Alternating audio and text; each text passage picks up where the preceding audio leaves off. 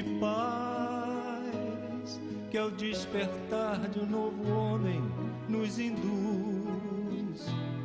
Te conclama, irmão, de última hora, a ingressar nesta seara de luz.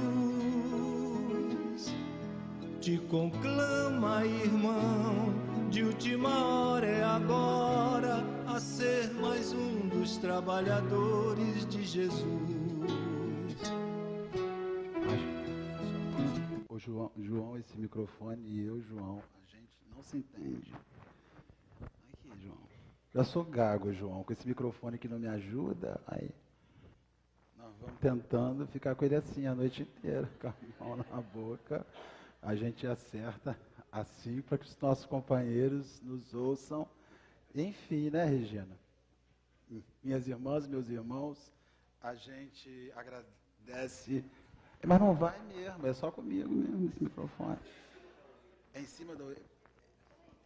Ele está acima do arco. Ele está bonitinho. É que a minha orelha deve ter problema. Eu descobri que além da gagueira é problema de orelha também. É um monte de coisa acumulada. Imperfeição física e moral. Mas nós estamos aqui hoje reunidos, juntos com... Mas com isso aí eu não vou, minha filha. De jeito nenhum eu vou com esse negócio. A gente está... se ouve, Ana Lúcia? Então tá bom. Então nós vamos... Tá, show de bola. Então vamos começar para acabar antes de Verdades Secretas. Está todo mundo acompanhando aqui, que a gente se liga muito a essas imagens, a essas coisas que nos fazem um bem enorme ao dormir. Porque muitos companheiros não se apercebem sobre o sono difícil. O sono que a gente vive à noite, ele leva às nossas últimas imagens. Então, as pessoas que assistem filmes com excesso de violência para adormecer, adormecem levando estas últimas imagens. Quando nós fazemos a saída do corpo, o desligamento que ocorre ao dormir, ou a gente visita essas regiões por relações que fizemos enquanto assistimos aos filmes, ou então a gente tem um turbilhão de imagens psíquicas que nos convertem um sono ruim num mecanismo anímico que ao acordarmos nós temos uma sensação que não repousamos à noite, que não descansamos à noite, que não nos refizemos à noite. Por isso que os nossos amigos invisíveis nos orientam, nos estimulam ao adormecer, que a gente leia uma página, que a gente faça uma oração, porque o sono é aquele instante que nós vamos interromper um ciclo na vida física e vamos iniciar um outro ciclo na vida extrafísica quando estivermos livres ali. Assim a gente fala para os nossos companheiros, cuidado com o que vocês assistem à noite, porque aí depois, quando nós dormirmos, vamos precisar de um medicamento, de um Rivotril, de uma maracujina, daquele negocinho, porque o sono não foi bem formado para que aquilo pudesse acontecer. Infelizmente, o horário onde a programação é mais, aspas, adulta, porque nós temos a impressão que se a programação é adulta, ela pode ser ruim, porque nós não fazemos avaliação do aspecto de ser bom ou de ser ruim. É para adulto. Então, já que é para adulto, pode. Mas há muita imagem para adulto que é ruim. Então, assistam a Galinha Pitadinha, meia-noite. A Dona Aranha subiu pela parede. Comece aquilo ali, enche a mente com algo mais infantil, que nós vamos experimentar certamente um sono mais agradável. E com certeza vamos dormir muito mais rápido, porque aquilo nina a gente, né? Aquela coisa repetitiva ali, infantil, nina a gente. E a gente vê que o equívoco psíquico, na medida que nós iniciamos com uma imagem ruim, a mente da gente nos fala e pede outra imagem ruim. E nós queremos mais uma imagem ruim. E nós acessamos mais uma imagem ruim e procuramos em diversos lugares essas imagens ruins, que infectam o psiquismo, e quando nós vamos adormecer, a gente vai adormecer cheio de imagens ruins. E estas imagens ruins guiam a gente na madrugada. conduzem a gente para alguns lugares. No livro Alguém Chorou por Mim, Fernando Duó, tinha esse livro aí. Ele narra uma equipe de companheiros que vinham ao centro espírita, faziam a reunião, a mediúnica, e quando a reunião terminava por volta de 22 horas, eles saíam dali e marcavam meia-noite o encontro, só que no mundo invisível. Voltavam para as suas residências, dormiam, faziam uma refeição leve e meia-noite saíam do seu corpo, todos já dormindo, e perseguiam na atividade do bem, desdobrados. Numa ação que é possível à medida que a gente forme vínculos e pense naquilo que nós queremos levar para junto de nós ao descansarmos, ao adormecermos. O assunto de hoje é um dos assuntos mais complexos que existe de se abordar, porque diz respeito a gente. Fala sobre a capacidade que o homem tem de formar opinião sobre o outro e de criticar o outro, de menosprezar o outro segundo aquilo que ele vê. Antes de mais nada, é preciso que a gente guarde na mente que aquilo que você fala sobre o outro é só a sua visão, o seu ponto de vista. Aquilo nunca representará a verdade íntegra do que é o outro. Uma pessoa não pode ser chamada de uma pessoa antipática porque ela te viu na rua e não te reconheceu, ou tinha outras ideias e não sorriu para você, não parou e não falou. Alguns amigos nossos amam uns aos outros até que passe pelo outro na rua e o outro não fale. Aí você fala assim, você vê, a gente passa 20 anos com o outro, então hoje passou, não olhou para minha cara, né, Carlos? Não falou comigo, não me disse oi. Acabou para mim. Ou seja, nunca houve relação afetiva, nunca houve nada, porque ninguém joga fora 20 anos de sentimento porque o outro não falou com você. Se você de verdade amasse o outro, você iria em busca do outro assim, o que é que está havendo? Porque tem 20 anos que a gente se conhece, 20 anos que a gente se fala e hoje você não falou. E de repente você, eu nem te vi. Porque as minhas lutas íntimas são tão enormes que eu não consegui e não consigo ver nada do que está ao meu redor. Um orador foi chamado uma ocasião numa casa espírita para falar sobre este assunto, a crítica. Ele então chegou na casa espírita levando uma mala de coisa. Ele entra no centro espírita, numa mesa que deveria ser enorme como essa, como nos narra no texto de Hermínio Miranda, no livro Hahnemann, e ali ele chega, abre a mala, tira então aquela toalha branca de renda lindíssima, que muita gente que vem aqui se frustra, porque vem num centro de mesa branca e encontra um centro de mesa cinza. Uma coisa estranha. Você fala assim, gente, mas eu vou lá no centro de mesa branca e aquele centro é fraco, aquele centro está com a coisa marcada, porque a mesa dele é cinza. Aí então o rapaz chega, o orador chega e abre aquele pano, aquela toalha linda, rendada, bordada pelas moças da Nota Pichincha, que desenham ali aquele negócio, e em seguida pega umas louças bonitas, uns cristais, uns castiçais, uma Bíblia belíssima, aí vai abrindo em cima da coisa, e bota flores, e bota vasos. No final ele pega um vidro com uma lagartixa, bota em cima da mesa, e ele pergunta às pessoas, então, meus irmãos, e a mesa, o que vocês veem? Aí um grita, um monstro horrível, um verme horroroso, um réptil selvagem, que coisa nojenta, que coisa asquerosa. E aí, então, no final, ele fecha dizendo o seguinte, que a natureza do ser é o aspecto, nos fala assim, diante da beleza mais bela, para ser bem redundante, da beleza mais bela, uma marca a gente rejeita. É mais ou menos assim, quando a gente vai retirar um automóvel novo, o que você procura no carro que não pode sair junto com ele?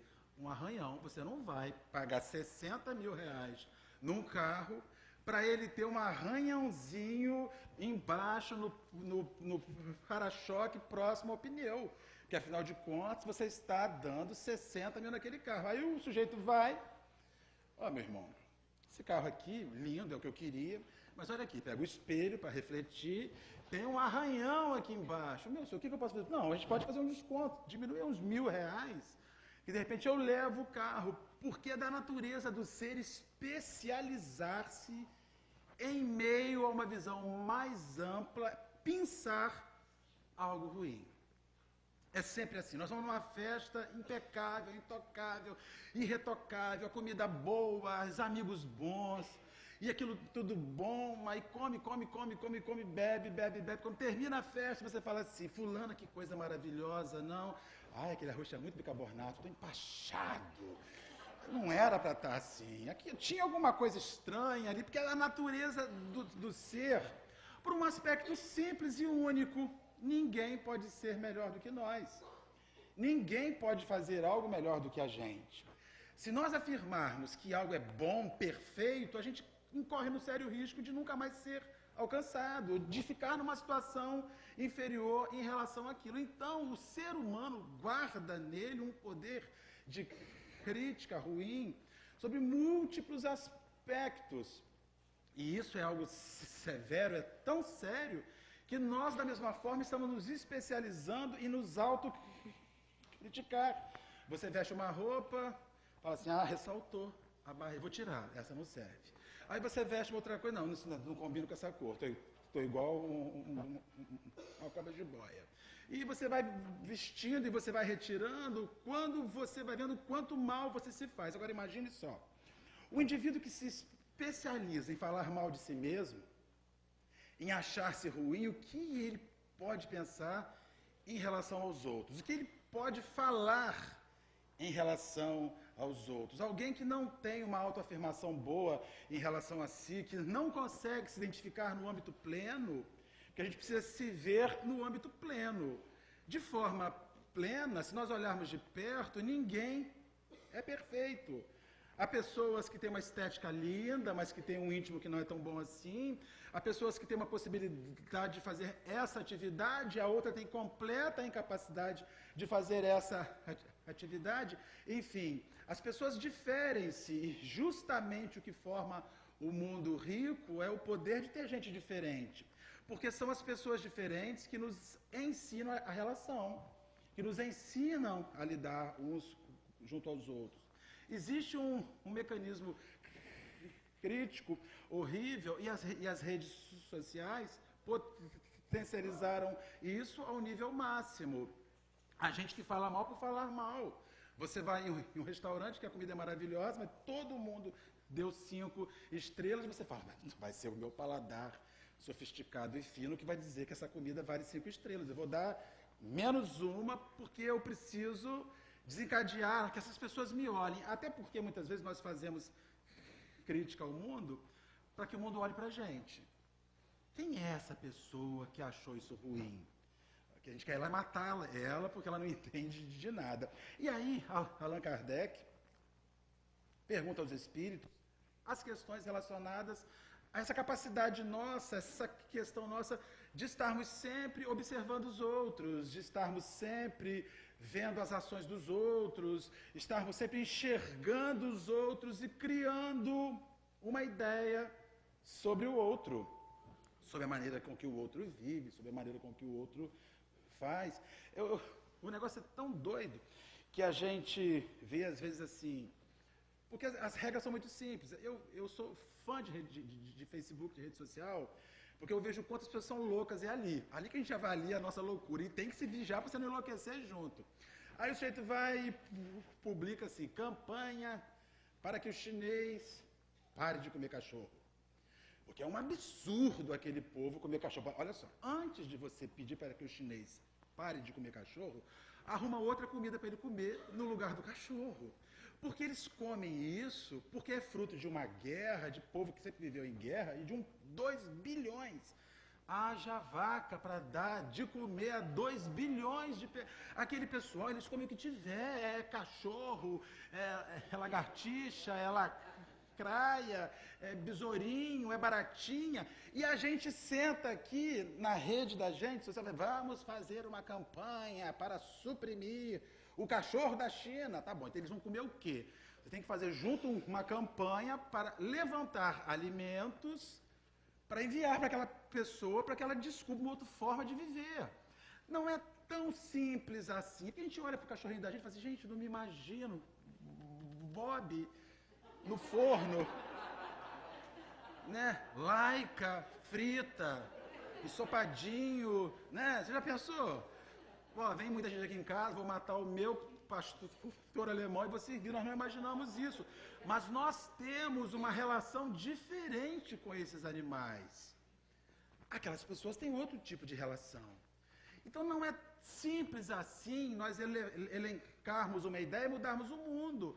Antes nós temos que saber como o mundo funciona, como aqueles ambientes funcionam.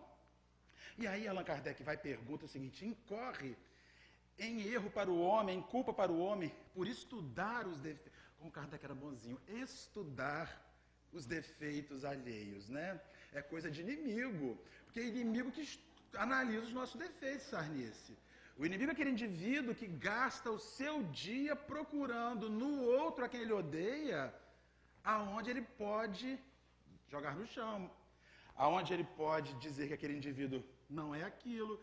E nós vemos muito isso também em rede social, porque as pessoas seguem quem elas mais odeiam, porque elas precisam descobrir aonde que ele vai falhar, aonde que ele vai ser menos sensato, menos honesto, menos ajustado, para que ele possa... Está vendo? Eu sabia que depois de 28 anos ele ia mostrar quem ele era. É a natureza do ser, a gente passa uma vida e fica esperando a hora que o outro cai. E nós nos esquecemos que o outro é humano, que ele vai cair. E olha, e nesses 28 anos ele já caiu muitas vezes. Só que você não viu, você não estava perto. Você estava, naquele momento que você viajou de férias, ele caiu a rodo, porque sabia que você não ia estar ali. Então Allan Kardec pergunta, o homem que gasta a sua vida analisando o outro, é culpado por isso? Ele diz o seguinte, incorrerá em grande culpa, a gagueira é uma tristeza, gente, se o fizer para divulgar o mal alheio.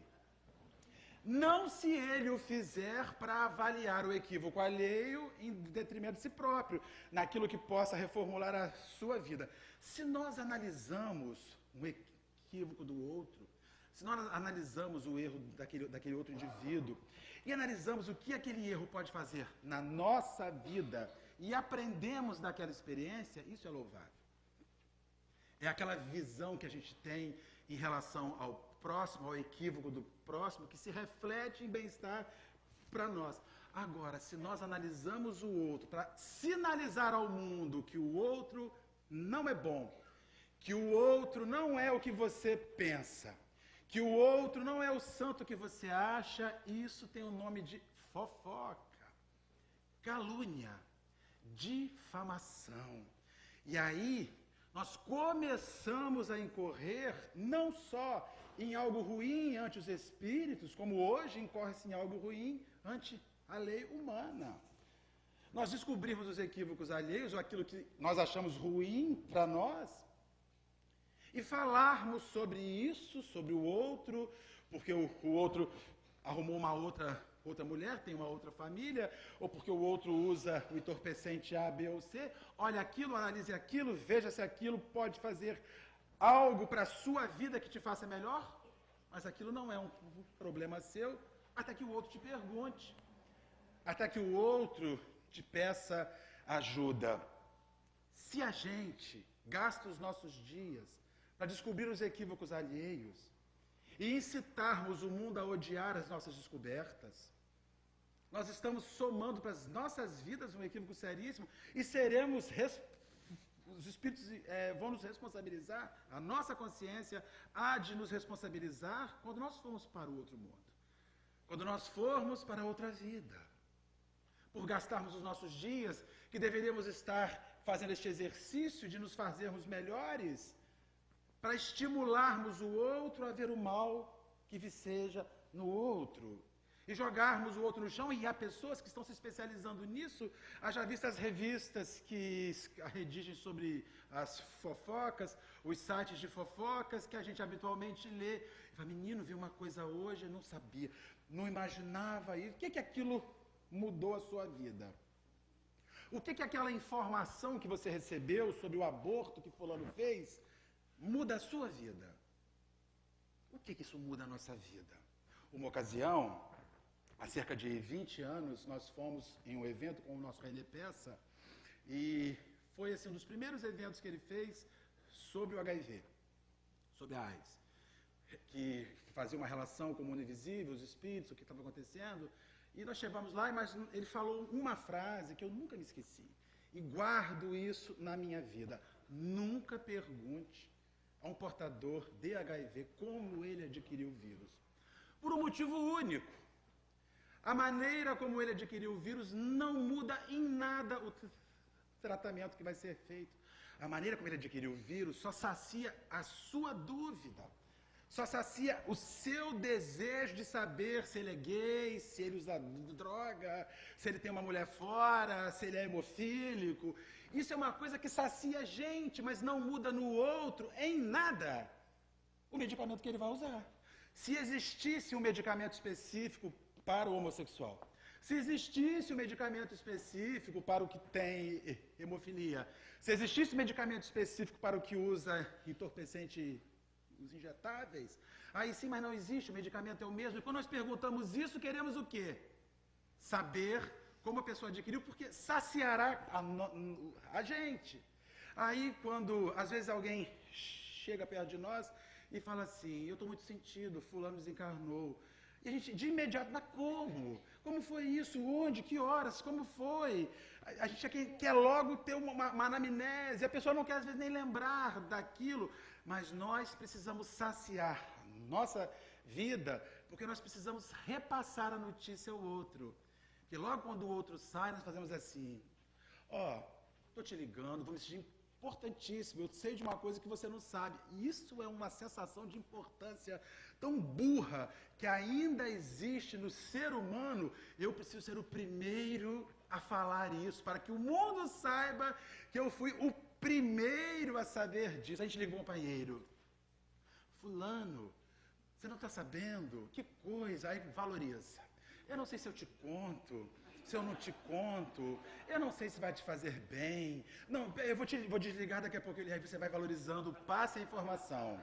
Vai valorizando a informação, depois você fala, olha, por favor, a pessoa que me contou pediu para você não contar, para eu não contar para ninguém. Então eu vou te passar a minha informação, por favor, não repasse, não, para ninguém. Daí desliga, estou te contando uma coisa que me contaram e pediram, daqui a 10 minutos alguém esquece disso, publica no Face. Ou no Twitter, pá, é rastilha.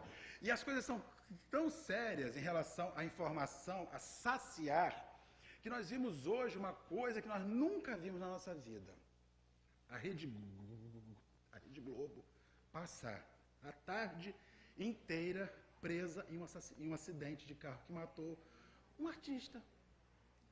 Ou seja, o vídeo show não dá mais audiência. A sessão da tarde também não dá mais audiência.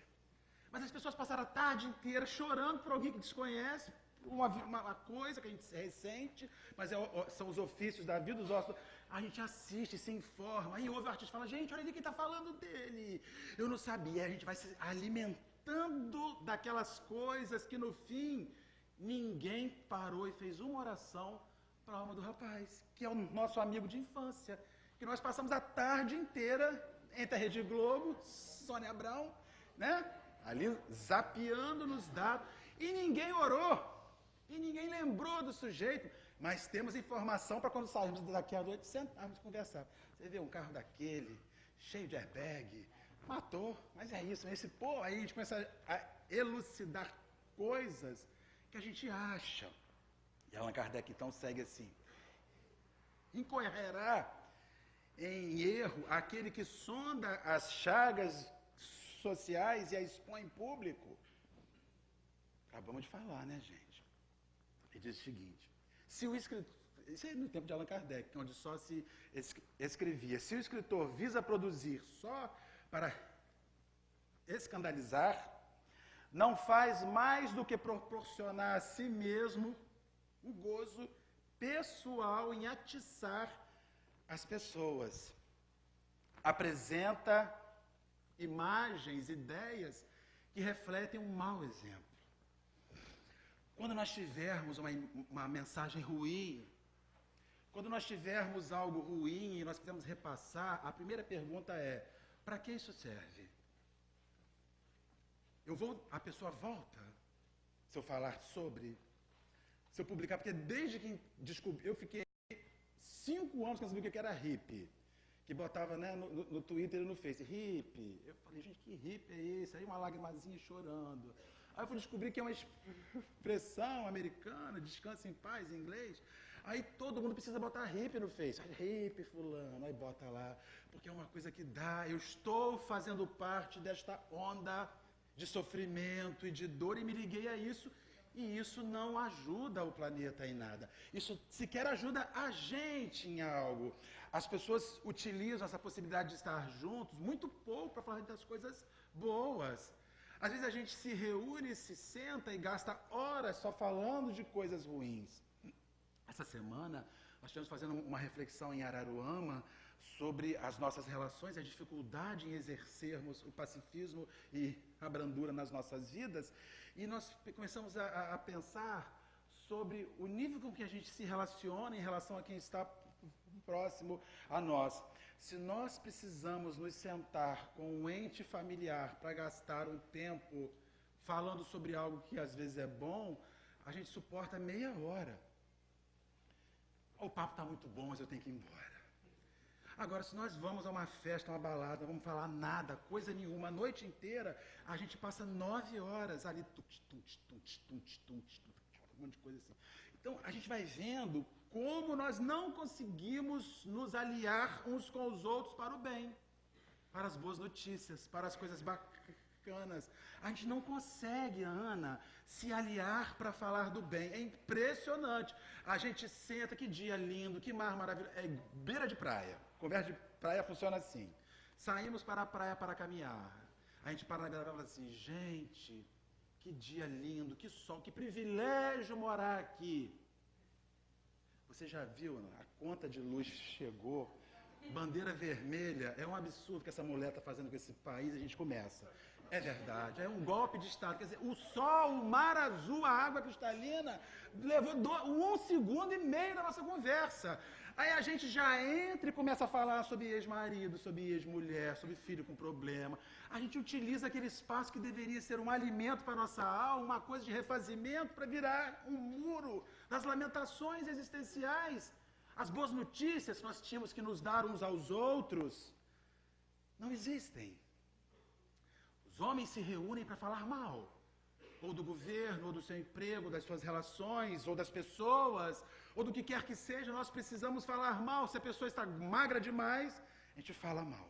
Se a pessoa está gorda demais, a gente fala mal, né, Vera? E se a pessoa está bronzeada demais, vai ter câncer de pele, que esse sol está pegando. Se a pessoa está branca demais, está faltando raio, vitamina D, vai pegar um sol. É uma natureza do ser de não conseguir respeitar o espaço do outro e a forma como o outro vive. Nós precisamos invadir e dar a nossa opinião, quase sempre ruim. Porque para dizer que é ruim, a gente fala com uma força. Agora, para dizer que o negócio é bom, a pessoa fala assim, bora, eu queria dizer que eu gostei do que você falou, mas para não elogiar, né? Eu não vou lá elogiar. Aí eu escutei isso muitos anos, passei 15 anos ouvindo isso. A gente ia para um lugar e a pessoa falava assim, chegava perto de mim e falava assim, olha, não quero te elogiar não, mas eu gostei um pouquinho do que você falou. Eu falei, gente, esse cara já me chamou de vaidoso antes de conversar comigo, de saber quem eu sou. Ele já veio com uma ideia formada. Aí eu levei aquilo e me sentia aborrecido, porque a gente não faz linha nenhuma, a gente não faz nada, a gente nem sabe porque a gente vem aqui para falar em público, porque os oradores são outros, o tempo nosso aqui é para uma conversa muito mais informal e íntima. E aí um dia um companheiro chegou perto de mim, uma companheira, falou assim, eu sei que a gente não deve elogiar, mas eu queria dizer que... Aí eu falei assim, não, agora eu tenho que parar com isso. Porque já estou começando a me sentir o vaidoso mor do planeta Terra. Eu falei, minha irmã, vaidoso é você que acha que a sua opinião muda a minha vida, muda o mundo. Toda pessoa que tem dificuldade em elogiar é vaidosa por natureza. Ela não pode dizer que tem alguém que faça algo bom ou melhor do que ela. Ela precisa botar o outro lá embaixo, num exercício que ela não pode dizer que alguém faz algo bom. Bom só ela faz. Toda pessoa que tem horror em dizer que o negócio é bom, se acredita formador de opinião e com a capacidade de mudar o eixo da Terra. De mudar o... E nós precisamos falar das coisas boas. Nós sentamos e almoçamos, essa comida está salgada, essa comida está com muito óleo, está queimada, passou do ponto. E ninguém nunca elogia. Olha, hoje, nossa senhora, está perfeito, está maravilhoso. Aí as pessoas falam assim, não, fazer certo é dever, é obrigação, nós temos que corrigir quando está errado, mas o ser humano não funciona assim. O ser humano precisa ouvir e se alimentar de coisas positivas. Assim como nós fazemos com os nossos filhos pequeninos, os adultos guardam essa mesma demanda. Nós precisamos uns dos outros, nos estimulando para que a gente siga de maneira mais fácil.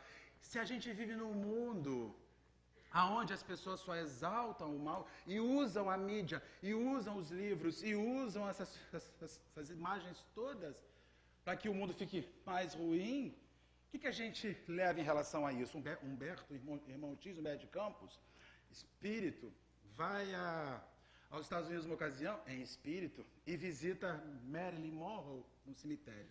Doideira. Vai até a lápide dela, o túmulo onde ela estava, chega lá, Marilyn estava ali, o espírito o aguardando para uma entrevista no mundo invisível. Aí ele vai e pergunta o que era mais difícil ali. Ela responde, o mais difícil é que só se lembram de Marilyn. Norma Jean, ninguém sabe quem é. E Norma Jean era o seu nome original de batismo. Eu sou uma imagem da loura que é devassa, que só dorme com Chanel número 5, construí essa imagem. Mas aquilo não é real, aquilo é um personagem.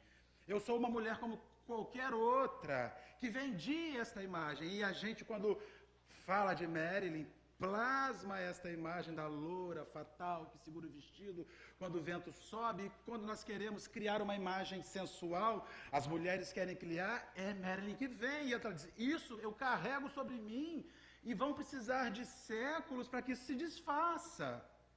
Porque é a imagem que fizeram a meu respeito. É esta imagem que a mídia de hoje faz e que nós hoje somos a mídia. Porque antes nós comprávamos um jornal. Hoje nós fazemos um jornal. As redes de mídia, o Twitter, o Facebook, nada mais é do que uma mídia que está acontecendo em tempo real. Nós estamos repassando informações o tempo inteiro. E quase sempre falsas. E quase sempre falando mal sobre os outros, desestimulando os outros, atacando os outros. E que nós precisamos nos ver. Porque no silêncio dos nossos aposentos, com o nosso smartphone na mão, podemos, e certamente, se agirmos assim, estamos angariando um débito kármico para a nossa vida. Estamos ajudando a desestabilizar pessoas, estamos ajudando a que essas pessoas se percam. E, consequentemente, nós nos perderemos juntos. Assumiremos junto essa culpa. O mal é que antes, há 60 anos, há 50 anos, às vezes, para nós fazermos o mal ao outro, tínhamos que estar próximos. Olinda, nós destruímos uma vida hoje de casa, sozinhos, não tendo responsabilidade com as informações que passamos sobre o outro. Porque ninguém vê. Paulo de Tarso já nos fala em uma das suas epístolas, cuidado, há uma nuvem de testemunhas sobre tudo que você faz. Mesmo que você esteja a sós, essa nuvem está em volta de você e assiste a sua vida. E assiste os seus atos.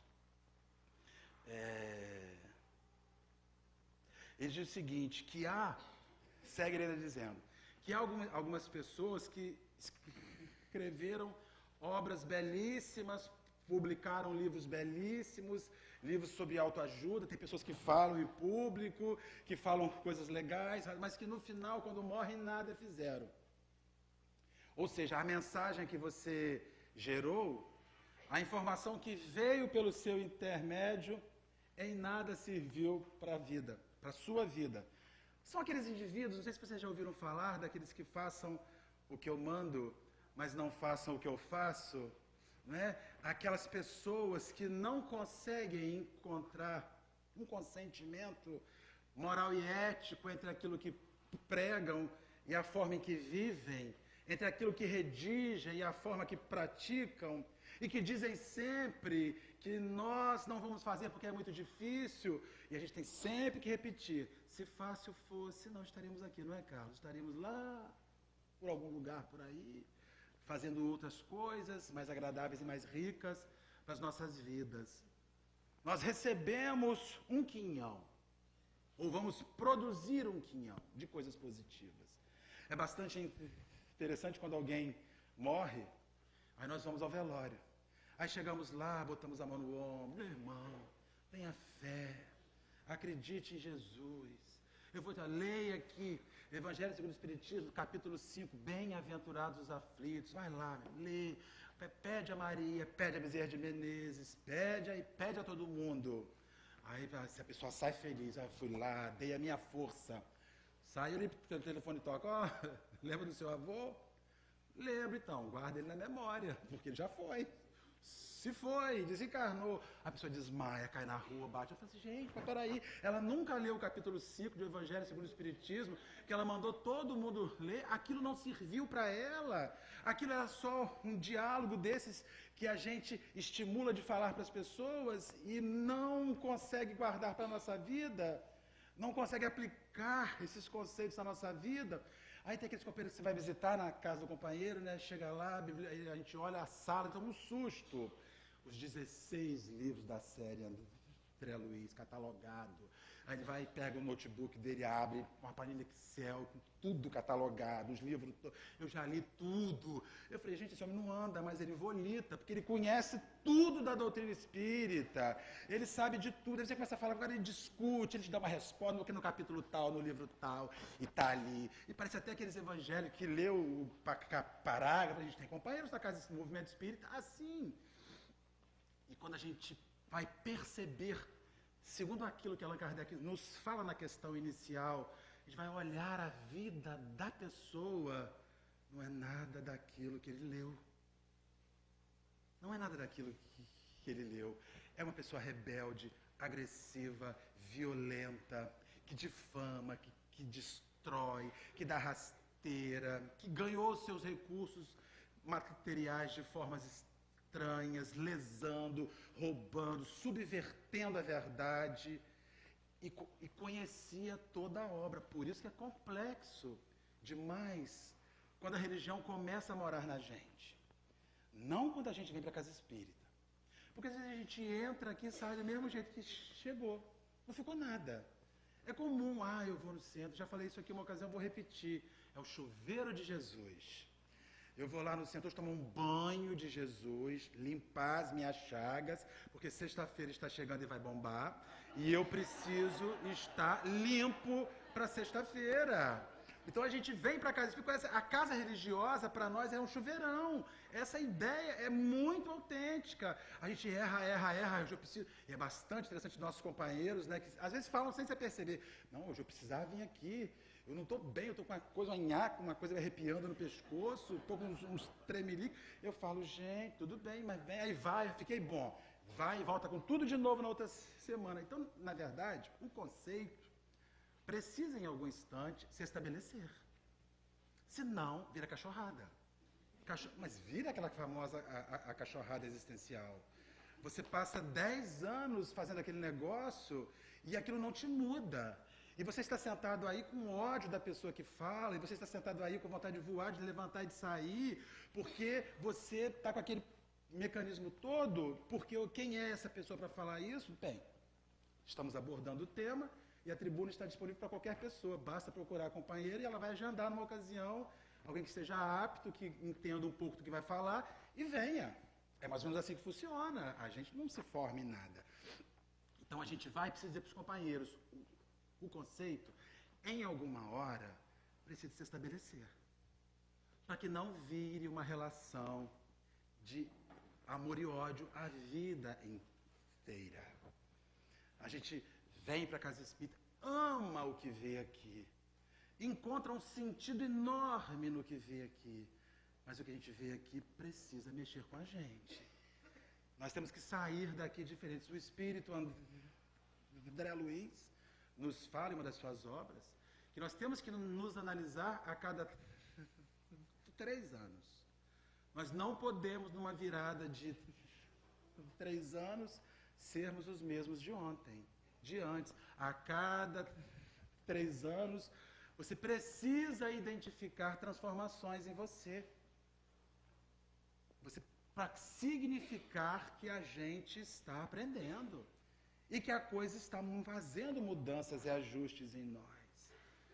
Porque senão a casa espírita se transforma num lugar onde as pessoas depositam as suas lutas para que os outros a resolvam e voltem para as suas vidas sem os possíveis ajustes. Então, quando nós formos ler uma obra, ou escrever uma obra, ou versar sobre uma obra, ou dialogar sobre uma obra, que essa obra faça sentido para nós e que ela seja um objeto de desejo para que as transformações ocorram.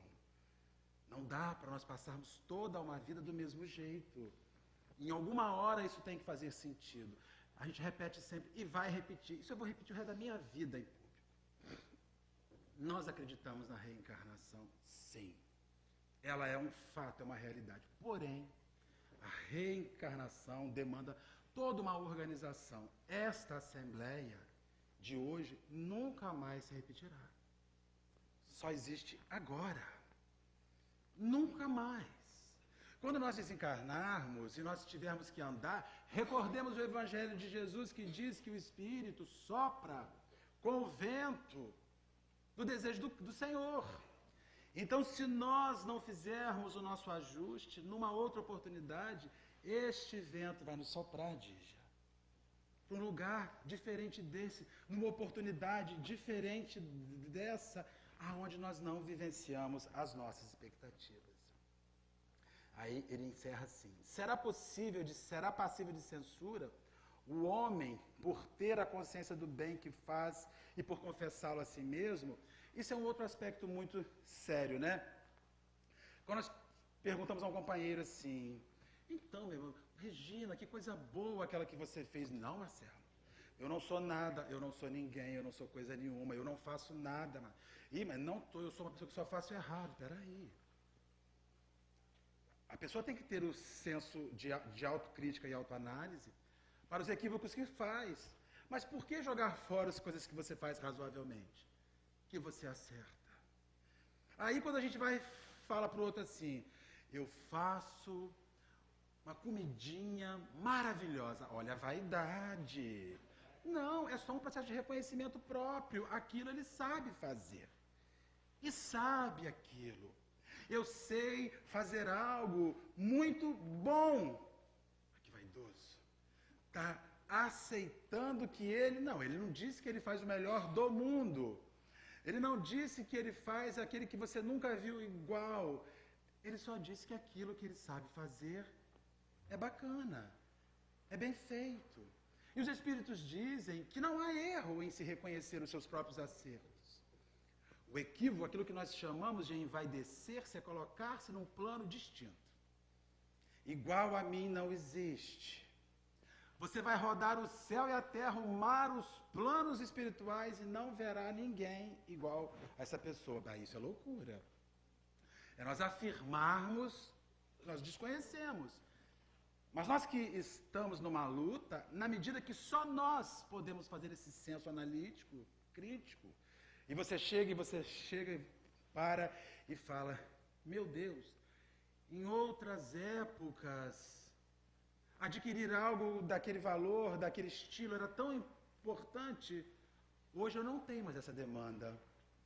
Meu sentimento mais não funciona nisso. Eu já perdi essa necessidade material. Ou então, em outras épocas, a pessoa me olhava, eu já voava em cima, e hoje a pessoa me olha, eu viro o rosto e sai de perto. Já melhorei, antes eu dava na cara, agora eu já viro de De frente já saio, já houve uma transformação, eu já não enfrento mais, até o dia que a pessoa vai me olhar e eu vou dizer, que olhos lindos você tem, querida. Aí você desmonta o indivíduo, mas isso é uma evolução para 1000 encarnações. Mas uma hora a gente começa, e este processo é um processo que você faz com você, e que ninguém faz. Aí nós passamos uma vida assim, ninguém reconhece as minhas mudanças. Frasezinha chata e feita, né? Ninguém reconhece os esforços que eu faço, claro, nem você. Porque se você reconhecesse as suas transformações, se você reconhecesse os seus esforços, você não precisaria de reconhecimento de ninguém. E quem se sacia consigo não precisa de mais nada de fora. É um processo de resolução. E a gente passa uma vida querendo que o outro afirme sobre nós aquilo que nós temos dúvidas sérias da gente. É tão doido isso, né, cara? Coisa meio maluca. A gente quer que alguém diga para nós, para que a gente acredite na gente. Agora veja só. Se eu, que sou o elemento, que gerencio a minha vida, tenho dúvidas, como eu posso que alguém de fora tenha a certeza de mim? Tem explicação isso, Bernadette? Me explica. Psicológica? Eu não sei se tem. Mas é uma necessidade de que o outro afirme a gente.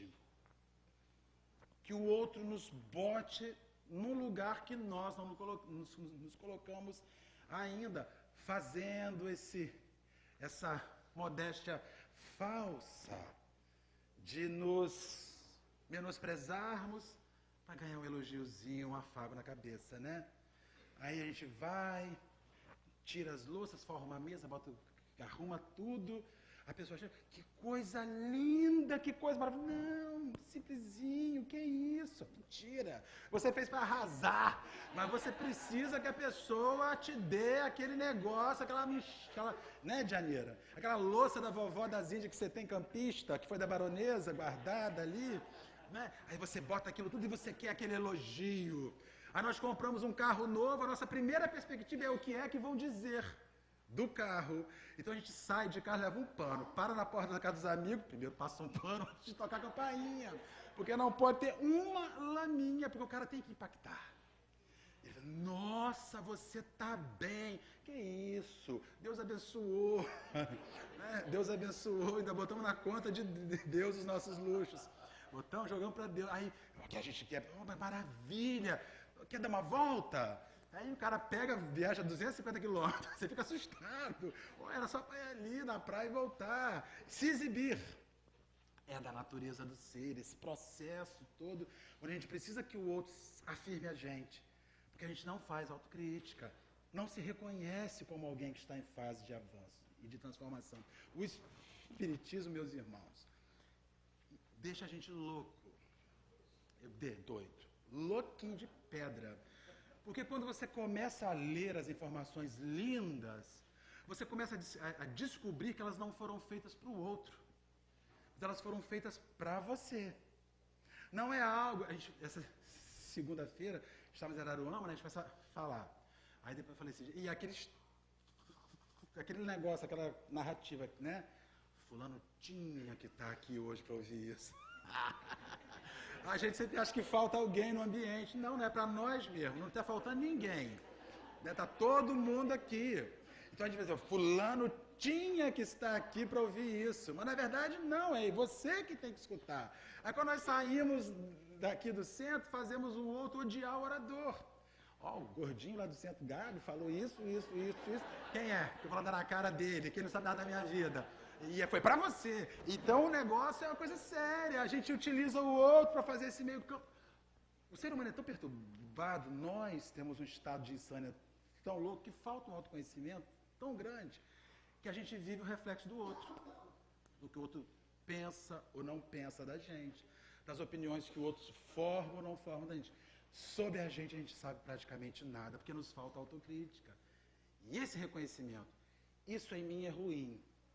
Detesto isso que tem em mim. Vou tirar. Não pelo outro. Não pelo planeta Terra. Não em nome de Jesus. Vou tirar porque isso me faz mal. Agora, isso que tem em mim é bom. E isso eu vou dar de alimento. Alimentar mais para que isso exista num processo próprio pessoal. É engraçado que o Espiritismo ensina a gente a viver só. Mas como a gente não consegue viver a sós, só, quando eu digo, é consigo próprio, ter as suas próprias respostas, mas lidando com o outro que está ao nosso redor. Nós estamos quase sempre abrindo mão dos nossos acertos para nos relacionarmos bem com os errados. Quase sempre. A gente abre mão daquilo que é certo na gente. Muita gente abre mão dos seus próprios possibilidades de acerto só para não ficarmos a sós e termos os errados próximos de nós, aqueles que nos incitam ao equívoco. Aí você ouve sobre Jesus, sobre a caridade, sobre o perdão, sobre o amor a você, o amor a seu corpo, o amor à vida. Aí você sai numa festa um dia, está seu amiguinho lá fumando um negocinho, um baseadinho. Mas que, menino? Bobagem. Ah, eu estou numa outra fase. Já sei. Aquela macumba que você vai às quartas-feiras, está mexendo com a sua cabeça. Está ficando fanático. Aí o cara se sente agredido, ele precisa mostrar para o outro que não, que isso aqui não manda nele. Que o evangelho não o tocou ainda. E ele vai errar. Aí nós começamos a viver um processo de ressaca moral.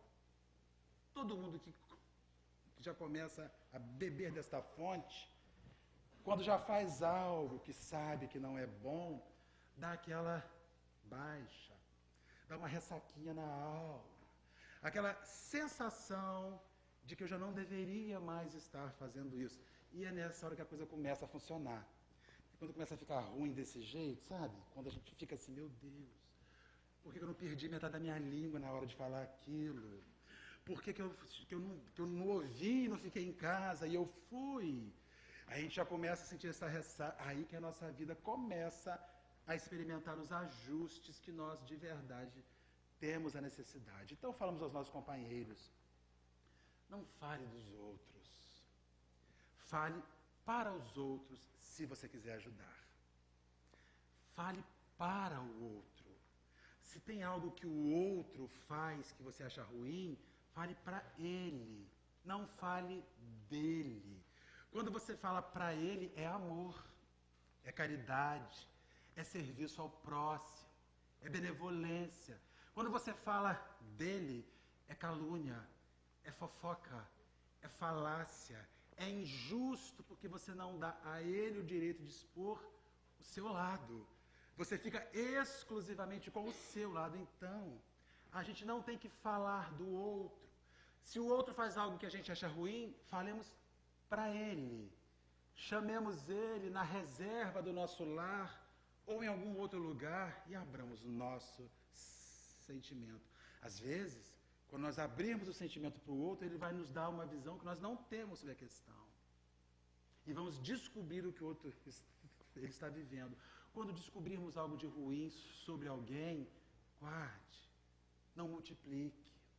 Se tivermos que repartir informações, que sejam as boas. E nunca nos esqueçamos que os dias que nós perdemos de olho na vida dos outros, são dias que nós jogamos fora de olharmos a nossa própria vida e fazermos os ajustes que são necessários de forma fundamental. Eu preciso lembrar aos nossos amigos que já chegamos no meio do ano. Daqui a 1 mês e meio é Réveillon, porque o tempo está passando assim. Quando a gente vê, já acabou. Gente, o Réveillon ontem. Eu me lembro dele aqui em Araruama. Olha, foi passar o Réveillon em Araruama. O Réveillon ontem. Nós estávamos lá com os nossos amigos em Araruama. Foi ontem. E nós daqui a pouquinho, nós já chegamos no inverno. E não dá para nós afrouxarmos com as transformações. Elas precisam seguir num ritmo mais rápido. Que Deus nos guarde, nos abençoe e que vocês relevem, às vezes, essa forma descontraída nossa, que às vezes eu não sei se isso é sério, mas eu penso o seguinte, o cara saiu de casa, saiu do seu serviço, está aqui 8 horas da noite, cansado, acordou às 6, foi para o Namar, né, Mônica? Voltou, está aqui doido para ir para cá tomar um banho, jantar. Se nós não fizermos uma coisa que seja um pouco mais leve, e boceja, ronca, baba, precisa disso, né, também, né? Vamos deixar a coisa ficar mais agradável, para a pessoa mais solta para isso, né? Que Deus nos guarde, nos abençoe.